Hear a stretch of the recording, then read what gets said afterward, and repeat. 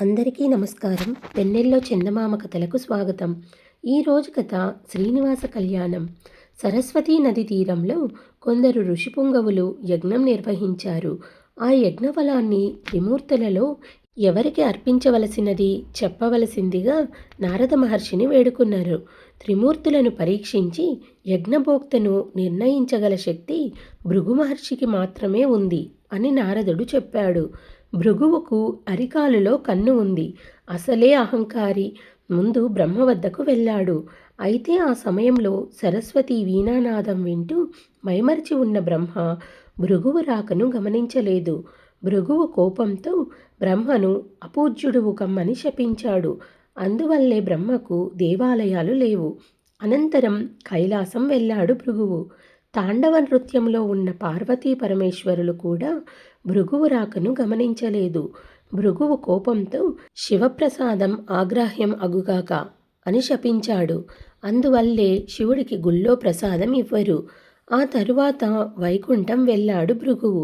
ఆ సమయంలో శ్రీ మహావిష్ణువు శ్రీదేవి కోమల కరపల్లవములతో పాదసేవ పొందుతూ మైమరిచి ఉన్నాడు.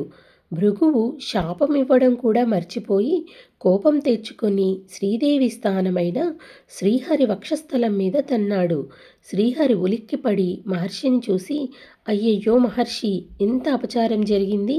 కఠినమైన నా వక్షస్థలం మీద సున్నితమైన మీ పాదం తగిలి ఎంత నొచ్చుకుందో అంటూ భృగువు పాదాలను పట్టుకొని అరికాలులో ఉన్న అహంకార నేత్రాన్ని అంతం చేశాడు. అయితే తన స్థానాన్ని అవమానం చేసిన వ్యక్తిని గౌరవించడం భరించలేని శ్రీ మహాలక్ష్మి వైకుంఠం వీడి వెళ్ళిపోయింది. విరహవేదన భరించలేని శ్రీ మహావిష్ణువు శ్రీనివాసుడుగా ఆ పని మీద అవతరించాడు. వకులాదేవి మాతగా అల్లారుముద్దుగా ఉండేవాడు. మహాలక్ష్మి అంశతో ఆకాశరాజుకు పద్మావతి జన్మించింది. ఆమె అపూర్వ సౌందర్య రాశి. ఒకరోజు వేటకని అశ్వం మీద వెళ్తున్న శ్రీనివాసుడు ఆమెను చూశాడు. ఆయన నేత్రాలు వికసించాయి.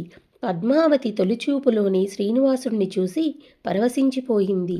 ఆమె ఆకాశరాజు కుమార్తె పద్మావతి అని తెలుసుకున్న శ్రీనివాసుడు ఆమెను తనకి కన్యాదానం చేయవలసిందిగా కోరవలసిందిగా తల్లిని అర్థించాడు.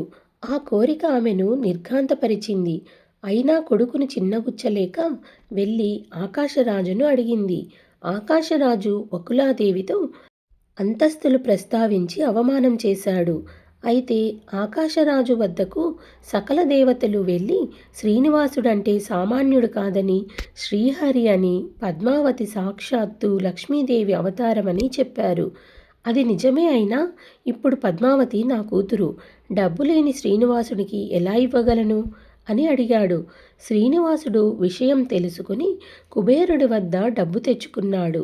కుబేరుడు, మహానుభావ, మహాలక్ష్మికి పతివైన నీకి ఐశ్వర్యం అప్పుగా ఇచ్చే అదృష్టం నాకు కలిగింది.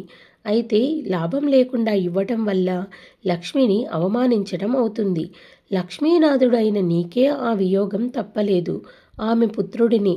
అందువల్ల నా వడ్డీ అసలు ఎలా తీరుస్తారో మీరే సెలవివ్వండి అన్నాడు.